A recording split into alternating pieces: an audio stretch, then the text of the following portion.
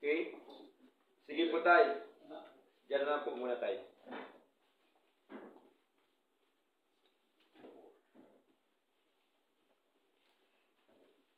Purihin po ang ating Panginoon at nais ko pong hiramin po muna sa inyo, mga kapatid.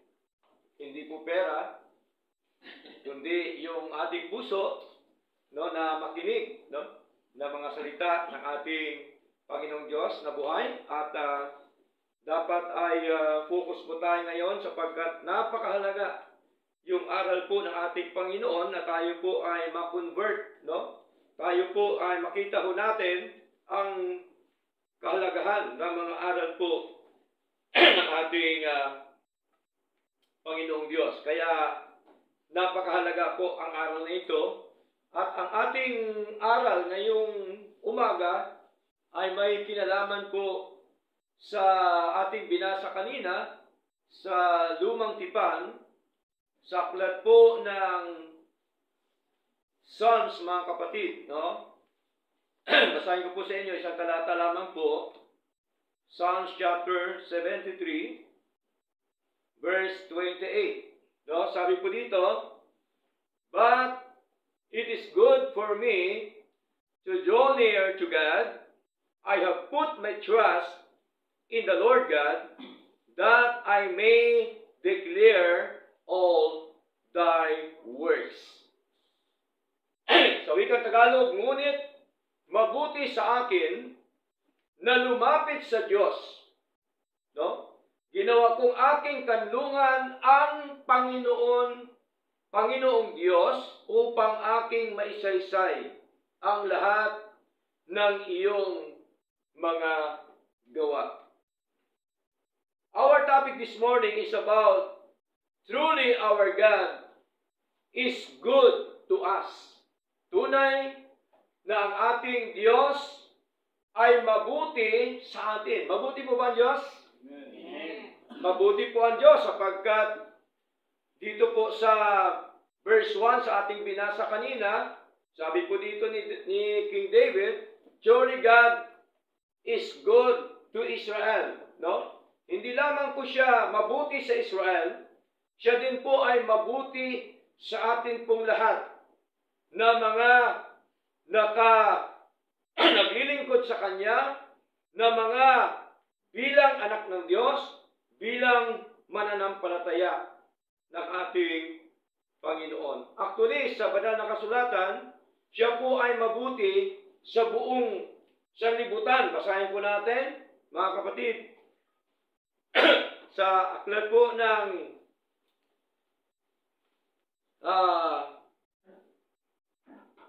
Psalms chapter 33. Basahin po natin, mga kapatid, no?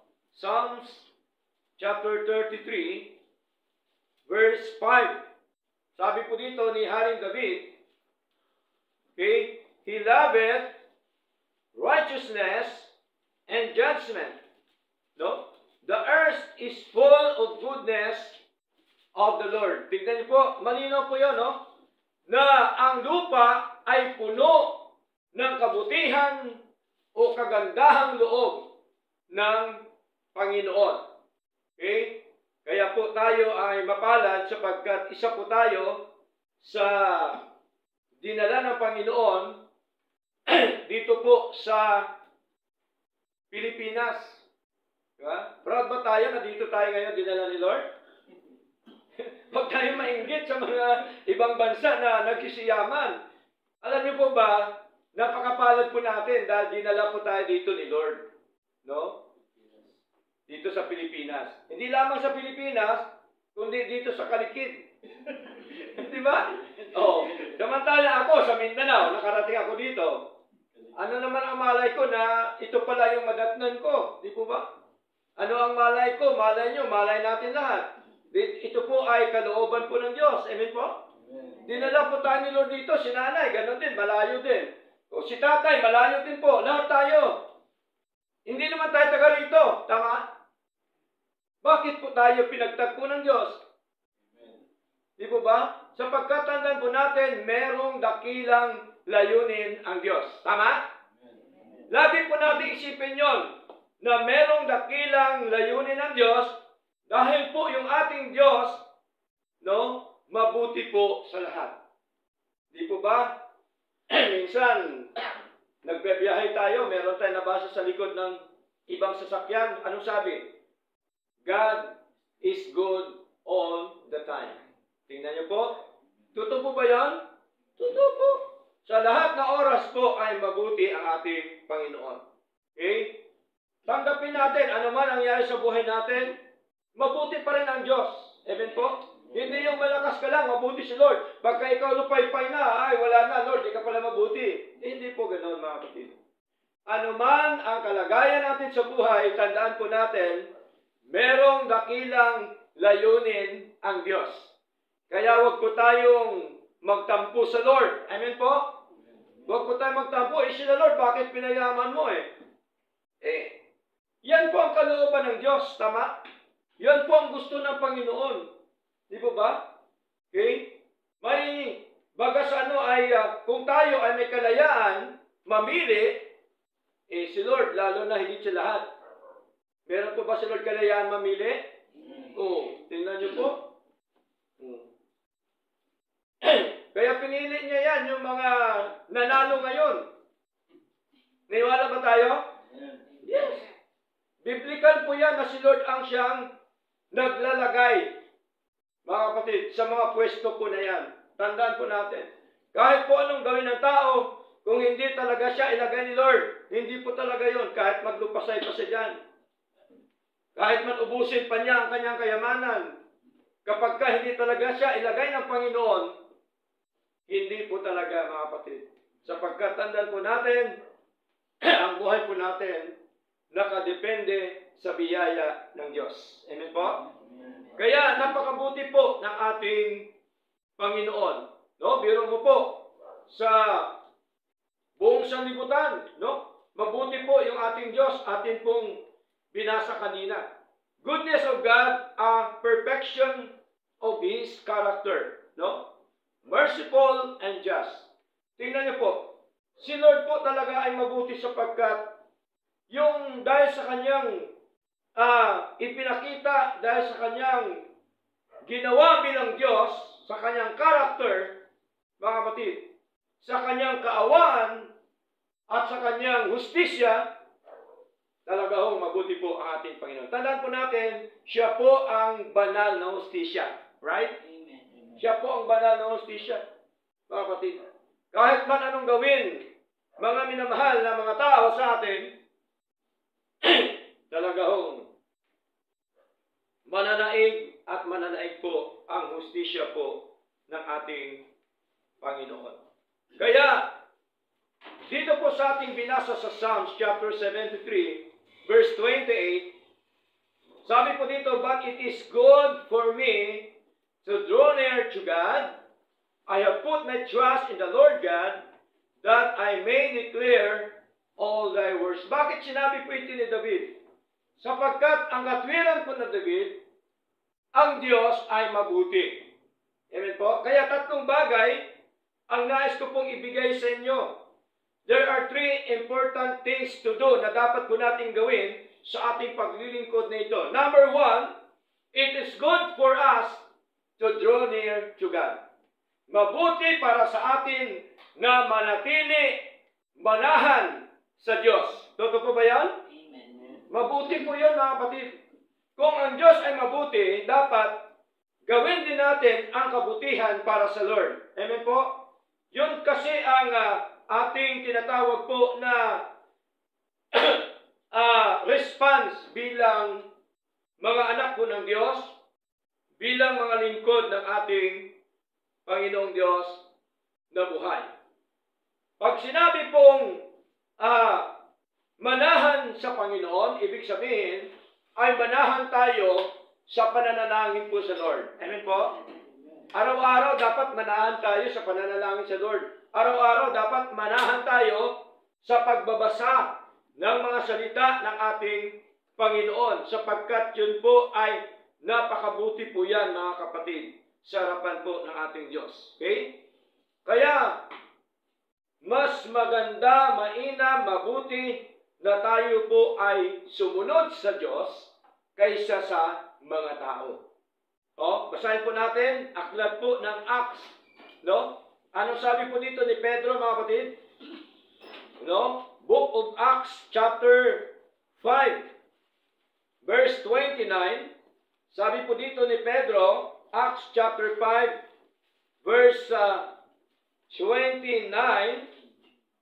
Sabi po dito, Then Peter and the other apostles answered and said, We ought to obey God rather than men. Tingnan niyo po, kami ay dapat sumunod sa Diyos kaysa sa mga tao. Tingnan niyo po, yun po ang bilin ng Panginoon. Yun po ang gusto ng ating Panginoon. Bakit? Kasi ang Diyos ay mabuting Diyos. Tama? Yung kabutihan natin na ito, galing po yan sa Diyos. Binigay lang po yan ni Lord. Actually, wala naman talaga tayo kabutihan na nakita ni Lord. Tama po? Sapagkat ang sabi ni Lord sa Romans chapter 3 verse 10, it is written, walang matuwid, ni wala kahit isa. Walang humahanap sa Diyos. Basahin po natin, mga kapatid. Romans chapter 3, verse 10. Para po meron tayong ebidensya sa atin pong pag-aaral po ng mga salita po ng Diyos. Sabi nito, as it is written, there is none righteous, no, not one. Tingnan niyo po, in the sight of God po yun. There is none that understandeth, there is none that seeketh after God. Tingnan niyo po, wala nga po naghahanap sa Diyos mga kapatid. Kaya wala tayong kabutihan. Kaya tayo naging mabuti ngayon dahil tayo ay binigyan ng Diyos ng kabutihan. Verse 12, They are all gone out of the way.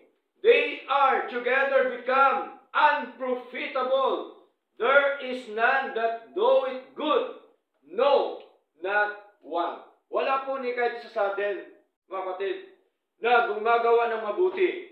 Kaya naman tayo gumagawa ng mabuti dahil ang kabutihan po ito ay binigay po ng Diyos sa atin. Amen po? Siya po ang kumilos, siya po nagpaunawa sa atin, siya po ang nagpapaintindi sa atin ng mga bagay na ito, lalong-lalo na po ng mga bagay na spiritual sa atin pong paglilingkod sa Kanya. It is good for us to draw near to God. Kaya walang dahilan para hindi tayo manatili sa ating Panginoon. James chapter 4, basahin po natin, James chapter 4, okay, sa bagong tipan po yun, mga kapatid.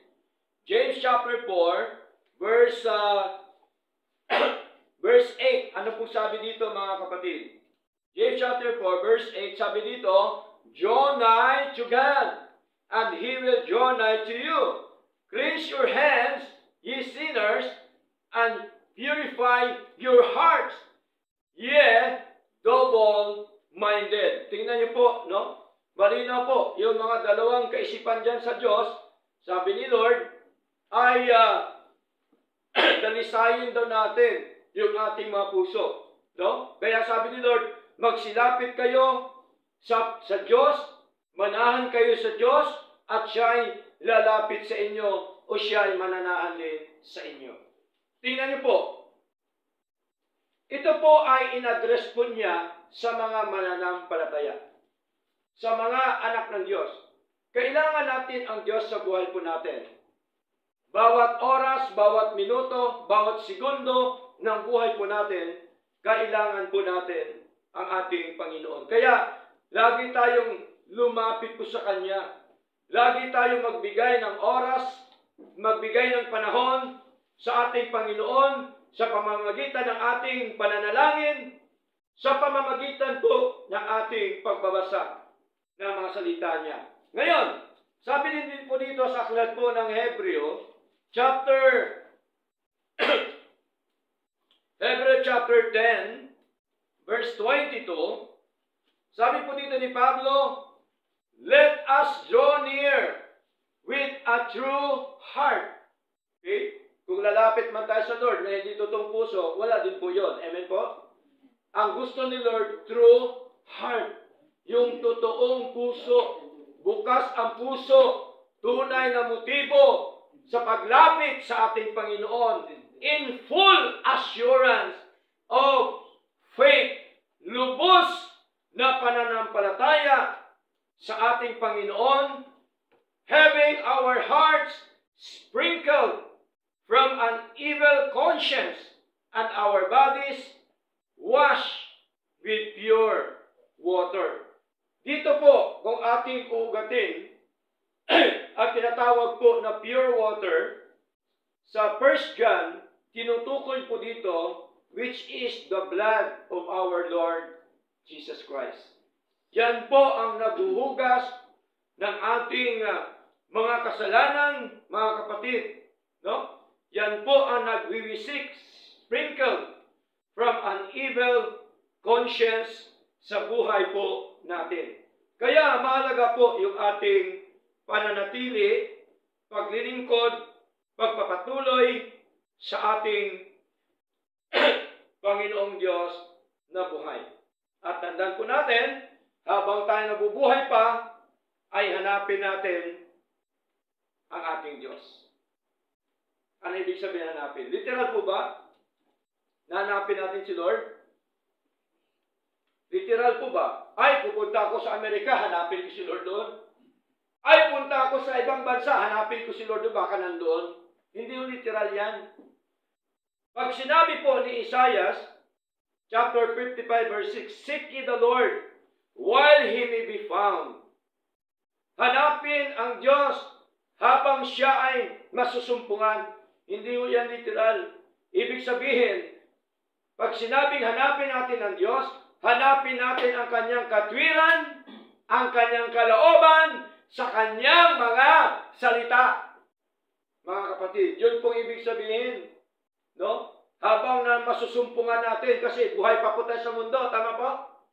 Alangan naman pag wala na tayo sa mundo, at saka tayo magbasa, mag-aral, magsaliksik, wala na po yan mga kapatid.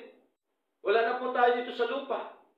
Habang nandito tayo sa lupa, habang masusumpungan natin ang kanyang mga salita, dapat makita ho natin at hanapin po natin ang katwiran, ang kalooban po ng ating Panginoon. Kaya may hamon po si Lord sa atin. Kaya may pananawagan po si Lord sa atin.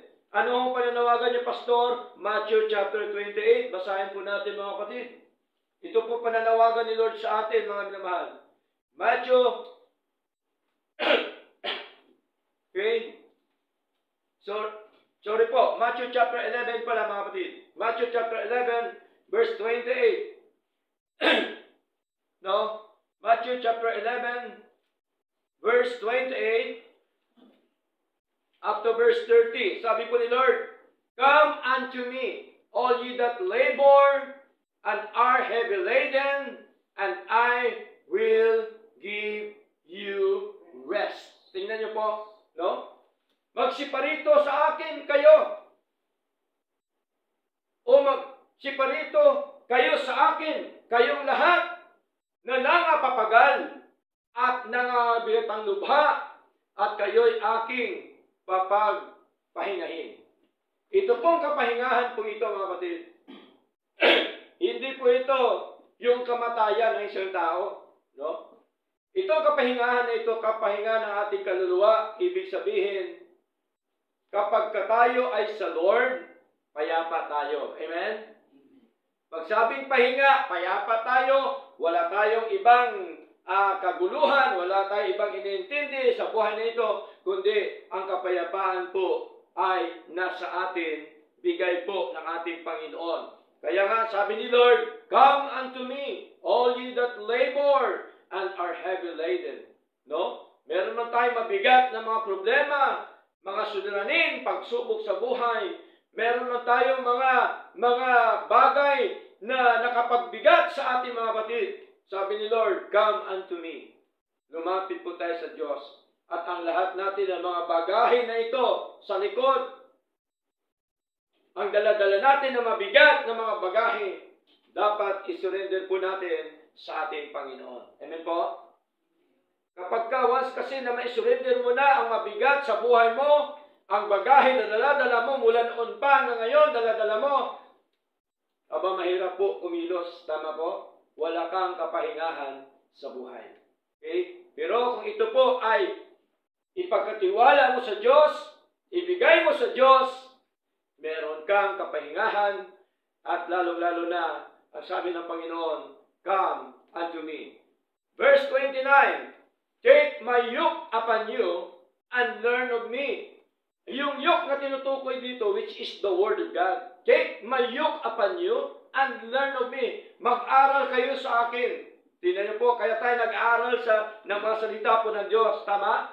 Kasi ang aral ng Diyos, ang totoong aral ng Diyos, siya po ang nagpapagaan sa buhay po natin. Amen?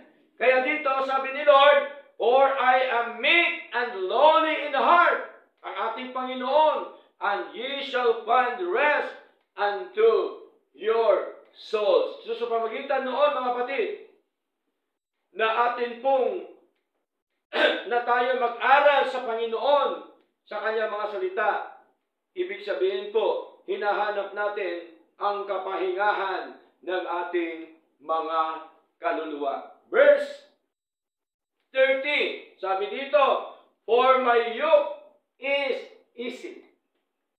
No? Ang aking pamatok ay malambot, madali. Diba? Kita yung pamatok ng kalabaw? Sino ba nag-araro dito? Wala po pero alam po natin na ang pamatok, dala-dala po lagi ng kalabaw dito po sa leeg. Di po ba? Pag nag-araro. Yun po yung pamatok. Kaya sabi ni Lord, for my yoke is easy. Ang pamatok, tinutukoy dito, salita ng Diyos. Okay? Salita po ng Diyos, hindi literal mismo na pamatok. Okay? Madali lang salita ng Diyos. Amen po? Ang mahalaga, ang puso natin ay malinis, bukas, totoo, tunay sa atin pong paglilingkod sa ating Panginoon. And my burden is light at magaan ang aking pasan. Tingnan niyo po, ang mahalaga lamang, sabi ni Lord, come unto me. Di ba mabuti ang Diyos? Amen. It is good for us to draw near to God. Kaya lagi tayong manatili sa Panginoon. Hebrew chapter 7, mga kapatid. Basahin po natin. Hebrew chapter 7. Verse 19. Ano pong sinasabi ng banal na kasulatan? Sabi po dito, for the law made nothing perfect, but the bringing in of the better hope did, by the which we draw nigh unto God. Tingnan niyo po, sapagkat ang kautusan ay walang anumang pinasasakdal. Ibig sabihin kautusan nung unang panahon pa, mga kapatid. At may pagpapasok ng isang pag-asang lalong magaling na sa pamamagitan nito ay nagsisilapit tayo sa Diyos. Ang pag-asa po natin ay ang pag-asa ng buhay na walang hanggan.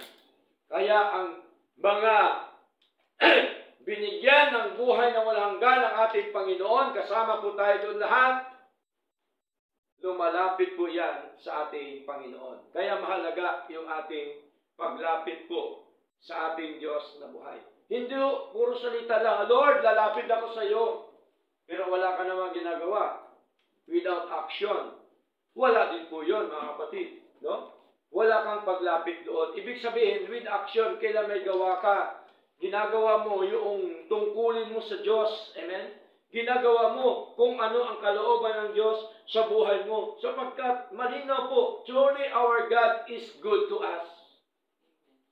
Mabuti po ang Diyos sa atin. Kaya walang dahilan na hindi natin gawin ang nais po ng ating Panginoon. At dapat yung Diyos na pinaglingkuran natin, prioridad po sa buhay po natin. Amen? Prioridad po dapat ng Diyos, hindi yung tira-tira na lang si Lord, nakakalungkot, no? Ang iba, tira-tira na lang, hayaan mo na, hindi na, sa sunod na lang, ganito na lang, ganyan. Hindi po, prioridad po talaga si Lord, mga kapatid. No? Subok po natin yan. Sa buhay po natin, mga kapatid. Okay? Kaya po, kung anong nais na Panginoon, yun po dapat ang ating sundin. Now, number 2. Yung number 1, it is good for us to draw near to God. No? Sapagkat nabasa natin kanina, Psalms chapter 73, verse 28, but it is good for me to draw near to God, sabi po ni David. And number 2, it is good for us to put our trust in the Lord God. Mabuti ba yon? Mabuti ba para sa atin na ilagay natin ating tiwala sa Diyos? Amen. No? Dapat ang tiwala natin sa Panginoon, hindi po sa tao. Right? Sapagkat kapag ka magtiwala ka sa tao, minsan niya napapalpak yan. Minsan niya nawawala yan. Minsan niya nagkakaroon niya ng problema. Pero pag sa Diyos ka magtiwala, mga kapatid, smooth yan. Sigurado po yan, mga kapatid. Okay? It is good for us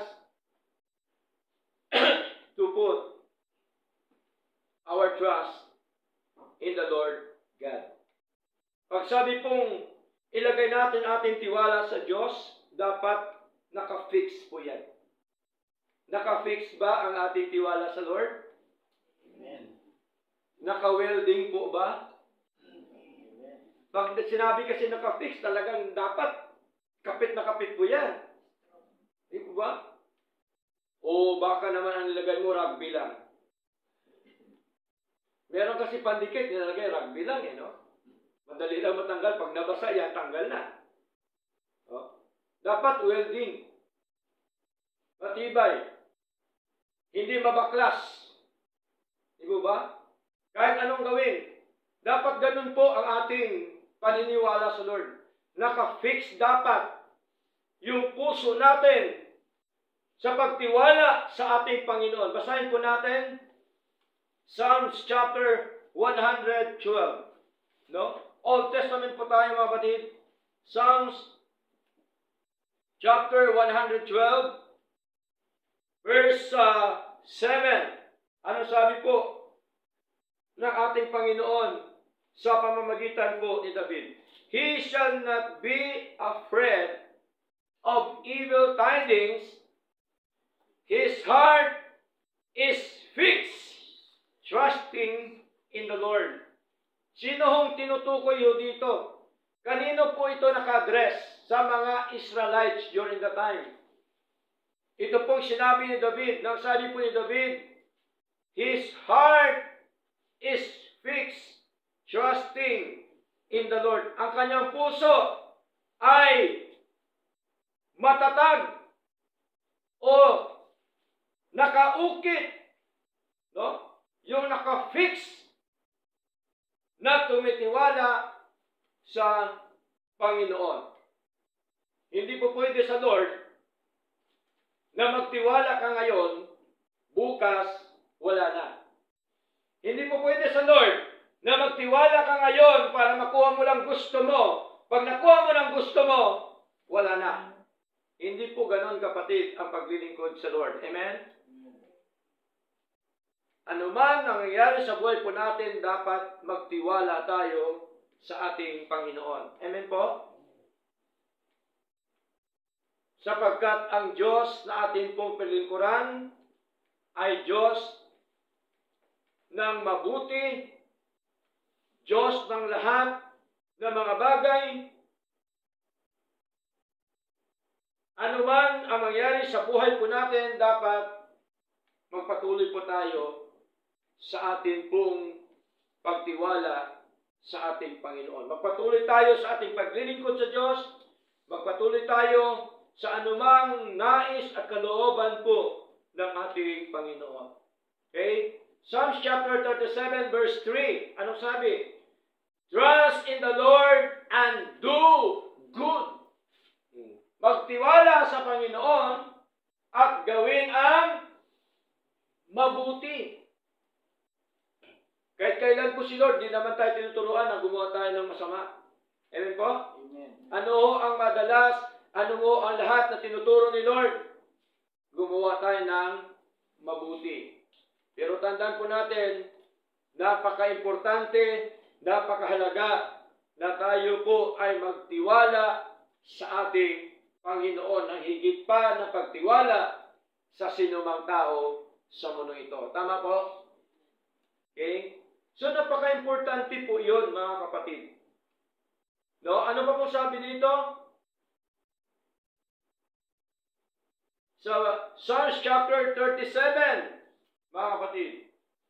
Psalms chapter 37, verse 5. Sabi po dito, commit thy way unto the Lord. No? Ihabilin mo ang iyong lakad sa Panginoon. Lahat po ba tayo may lakad? Lahat po ba tayo may lakad? Mamaya? Kay Lord, di ba? Lahat tayo, siyempre, nabubuhay sa mundo. Amen po? Hindi naman literal na lakad ng ganun eh.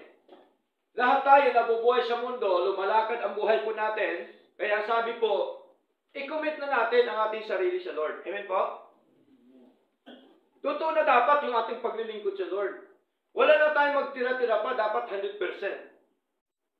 Tama? Hindi dapat 50-50 ang ating paglilingkod sa Lord. Dapat 100% ang ating paglilingkod sa Lord. Kasi pag 50-50 delikado, baka maging 50-50 buhay natin. Di ba?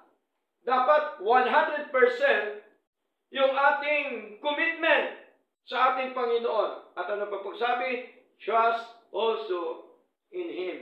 Magtiwala ka naman sa Kanya, and He shall bring it to pass, at Kanyang papangyarihin. Ano po yun?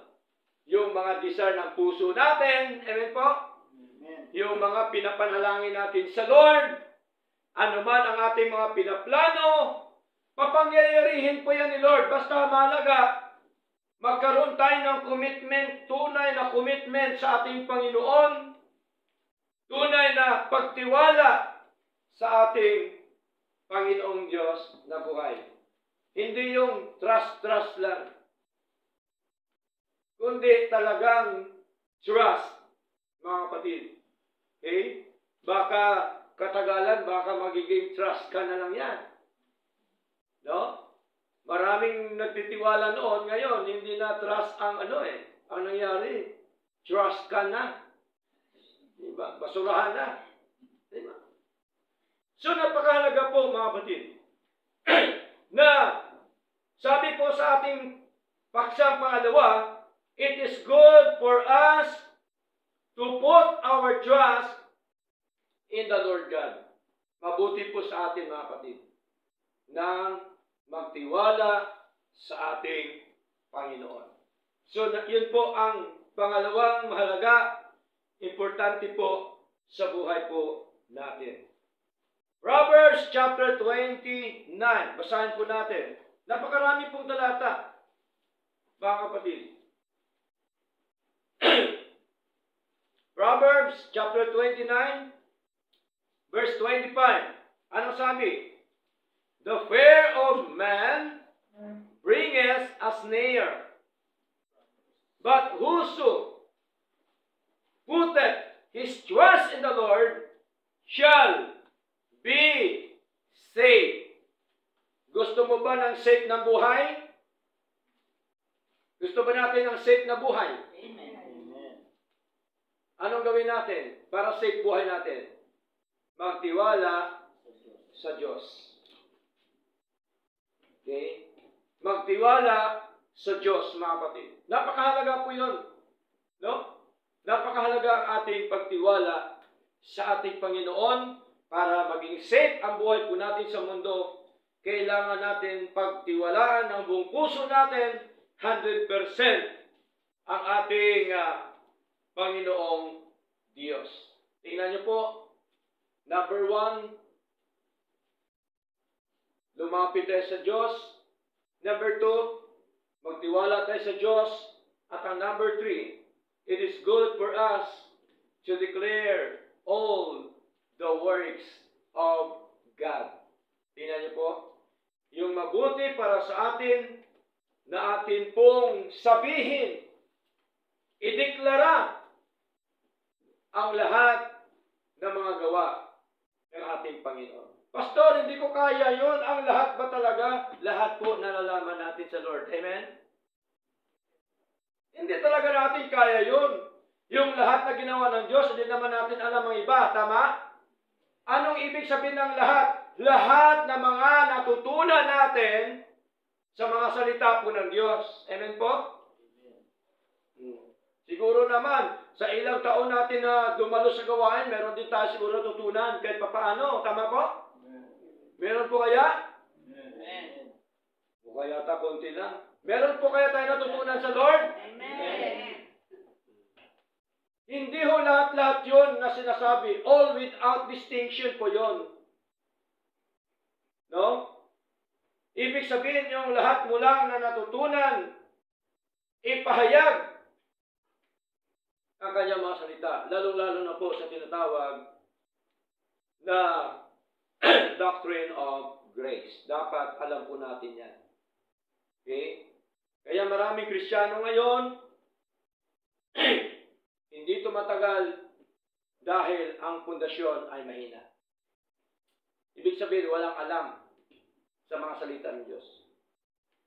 Ang gusto lang niya, happy siya. Ang gusto lang niya, emotion. Ay, gusto ko doon kasi, ako masaya ako. Pero walang alam ng salita ng Diyos. Mayroon po yun. Pundasyon ang siyang mahalaga. Amen? Matibay dapat ang ating pundasyon sa mga aral po ng ating Panginoon. Tingnan niyo po, kung hindi po dahil sa aral ni Lord, bakit pa tayo natili dito? Tama po? Dapat sumama na lang tayo sa marami. Di ba? Kung gusto natin masunod, sumama tayo sa marami. Bakit nandito pa tayo? Bakit tayo nandito? Dahil po sa aral ng Panginoon. Amen po? Dahil po sa tunay at totoong aral ng Diyos na pinaunawa po ng Diyos sa atin, lalong-lalo na po yung tinatawag na kaligtasan at buhay na walang hanggan. Tingnan niyo po, meron po bang ginawang Diyos sa ating kaligtasan? Amen. Sa totoo nga, yung tao walang ginawa yan eh. Sa kaligtasan eternal, sa impyerno, may ginawa bang tao? Wala. Wala! Sino may gawa? Si Lord. Wala hong participation ang tao sa eternal life. Amen po? Sa kaligtasan at buhay na walang hanggan. Si Lord lamang po ang siya nagligtas sa atin, period. Tama po? Pag sabing period, wala nang ganito, wala nang ganyan, wala nang aksyon, wala nang ganito, walang ganyan. Sapagkat ang kaligtasan, biyaya ng Diyos. Saan tayo nagkaroon ng partisipasyon? Dito po sa lupa. Amen? Dito po sa ating paglilingkod, pamumuhay sa ating Panginoon. Siyempre tayo bilang tao, bilang anak ng Diyos, meron tayong response sa Lord. Amen po? Alam nga naman, para tayong robot, diba? Na itong sinasabi ni Lord, wala tayong response. Kaya tayo may response dahil niligtas na po tayo ni Lord. Amen po? Dahil tayo ay iniligtas, gawa ng Ama, ng Anak, at ng Banal na Espiritu. We are elected or chosen by God the Father before the foundation of the world. Maraming tao, maraming mga mananampalataya na hindi tanggap yung pagpili ng Diyos sa kaligtasan. Pero tanggap niya na ang tao pwedeng mamili ng kanyang ibuboto, ng kanyang politiko. O, tingnan niyo po.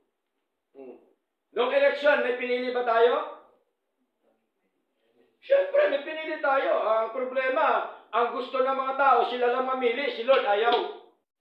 Pagka si Lord na mamili sa kaligtasan, ayaw na ng tao. Hindi, pastor, unfair naman yan kay Lord. Hindi unfair, gusto yan ni Lord eh. Tama po? gusto yan ni Lord, paano sabihin mo unfair?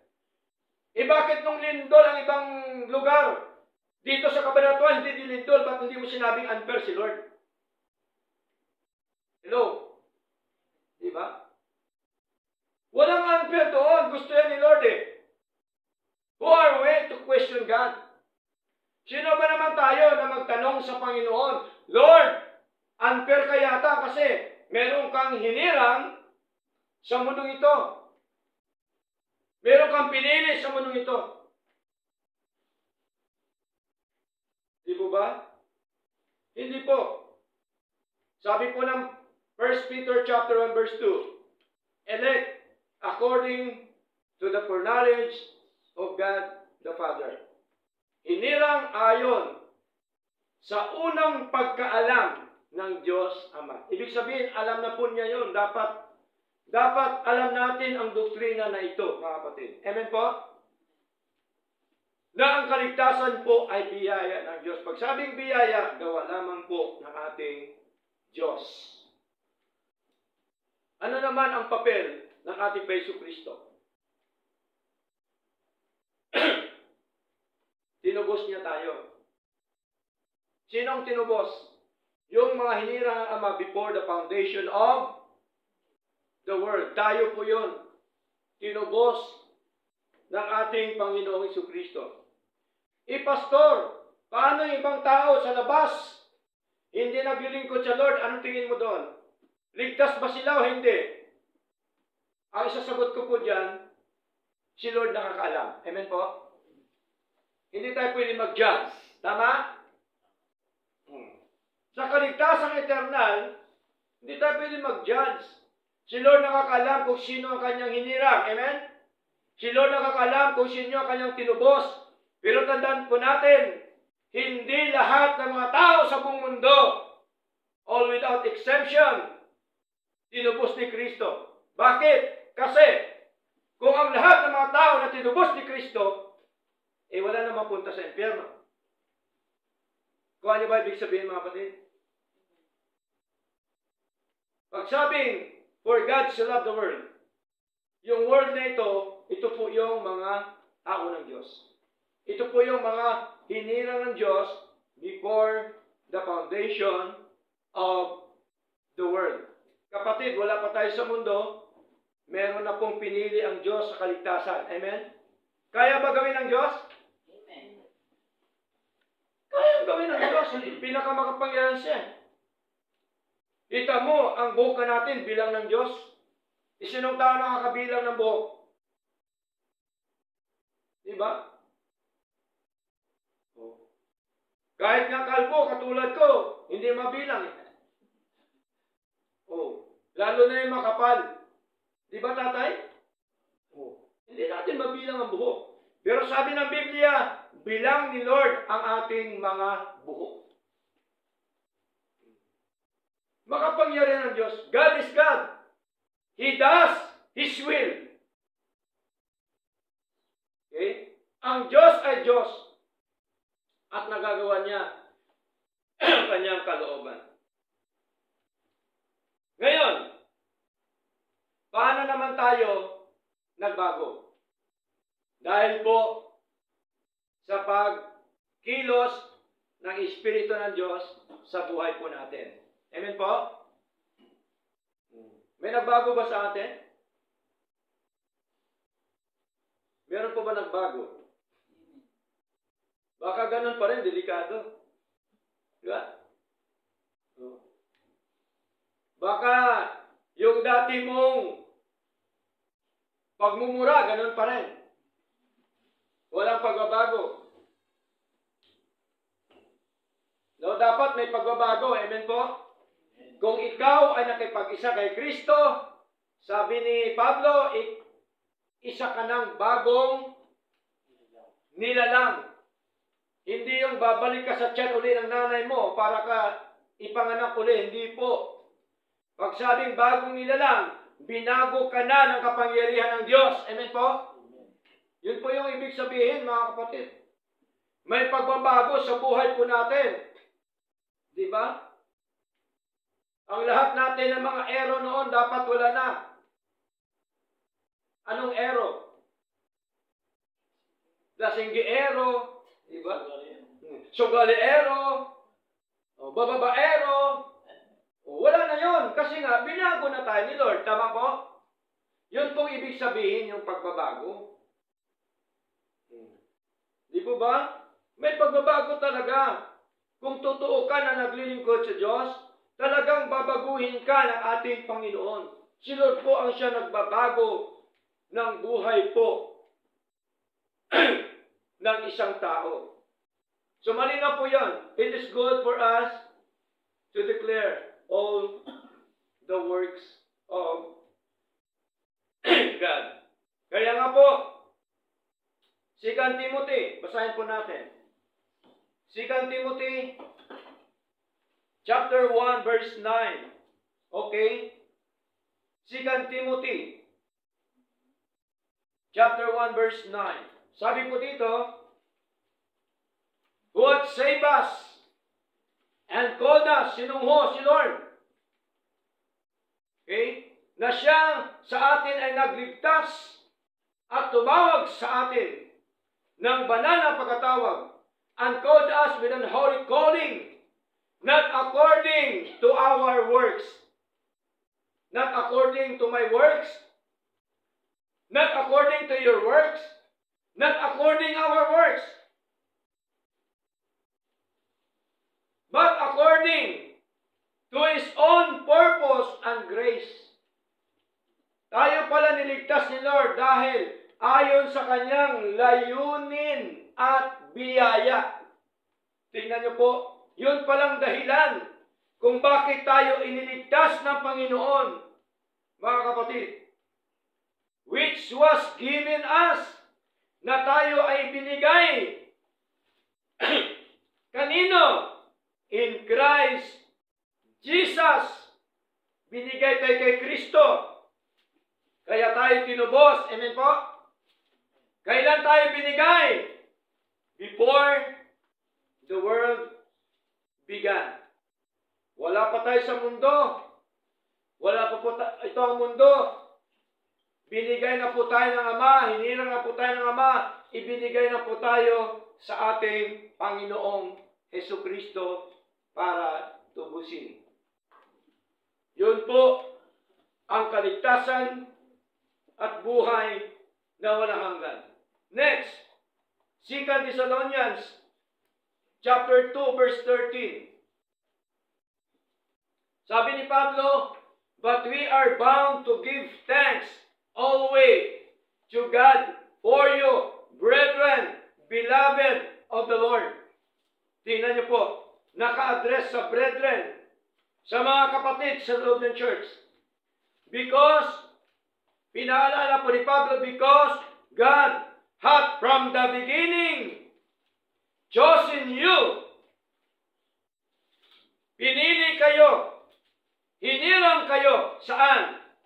Chosen you to salvation. Hinirang tayo sa kaligtasan. Naniniwala ba tayo doon?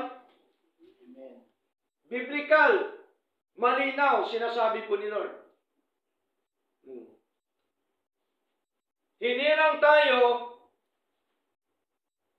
sa kaligtasan through sanctification of the Spirit. Sa pamamagitan ng pagpababanal ng Espiritu. Siyempre, pagkatapos mong maligtas, anong kasunod? And belief of the truth. Pagkatapos na maligtas ni Lord, tayo ay sasampalataya sa katotohanan. Ito na po tayo ngayon. Tama po? Ito na po tayo ngayon.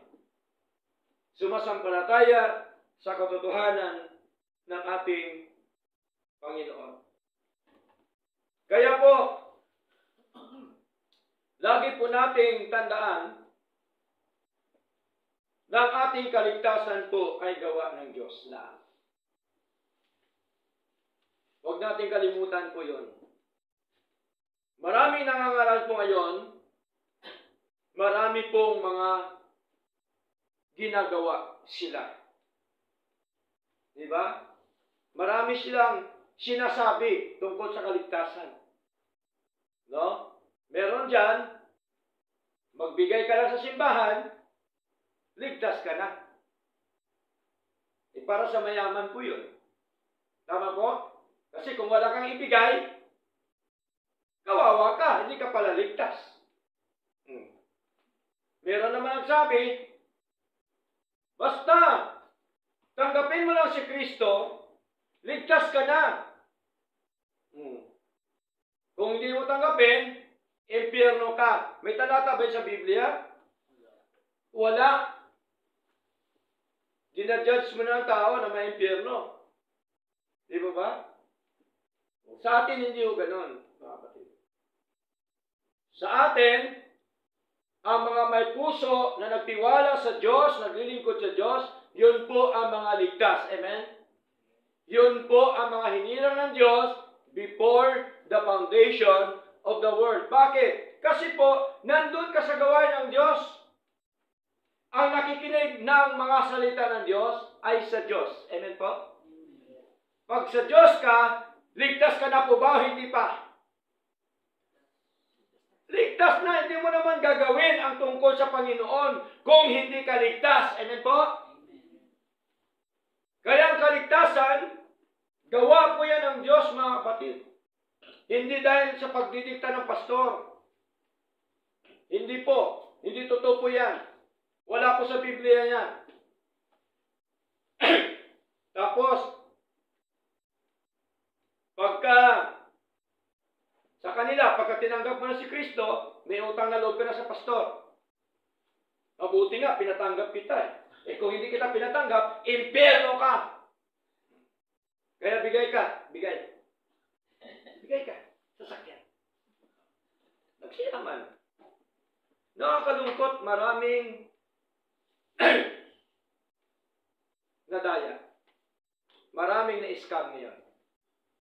Okay? Dito po, kahit kailan, wala ho tayo sinasabi ganyan. Amen po? Amen. At ang paglilingkod sa Diyos, hindi ho pera-pera. Amen? Ang tunay na paglilingkod sa Diyos ay ang tunay at totoo na doktrina na ating pinangawakan sa mga salita po ng Diyos. Amen po? Yun po ang totoong paglilingkod, mga kapatid. Kaya po, napakahalaga, napaka-importante po na magpatuloy po tayo sa ating pong paglilingkod po sa ating Panginoon.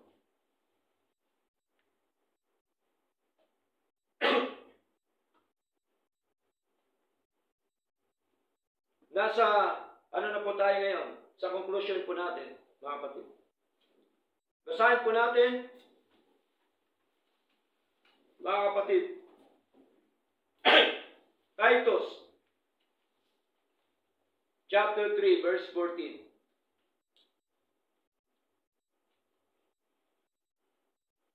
Titus, chapter 3, verse 14, mga kapatid. Anong sabi dito ni Pablo? And let ours also learn to maintain good works. Ano daw ang maintain natin? Good works to God, of course. Amen po? Good works. Ang paglilingkod ba natin sa Diyos, good works? Amen. Lahat po na ginagawa natin sa harapan ng Panginoon, that is good works. Amen po? Pagkabasa natin, pananalangin, pagdalo sa gawain ng Diyos, good works po yan in the sight of God. Kahit man sabihin ng mga tao ano man yan, ang mahalaga, ang ating binibigyan ng karangalan, ang ating Diyos. Amen po? Hindi po ang mga tao. Hindi naman po sila nagbigay sa atin ng buhay. Di po ba? Sino po nagbigay ng buhay sa atin? Si Lord. Bakit natin sila pakinggan? Dapat paniwalaan natin yung sinasabi po ng ating Panginoon na we learn to maintain good works. No?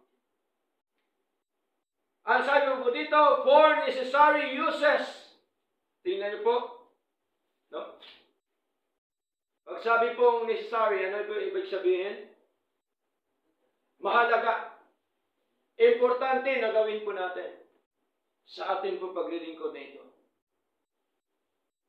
That they be not unfruitful, upang huwag mawalan ng bunga. Tingnan niyo po. Gusto ni Lord, magkaroon tayo ng bunga. Amen po? Okay? Kaya i-maintain natin yung ating kabutihan sa ating Panginoon, yung ating patuloy na pagtiwala sa Diyos, yung ating palaging paglapit sa Panginoon, at ang ating pong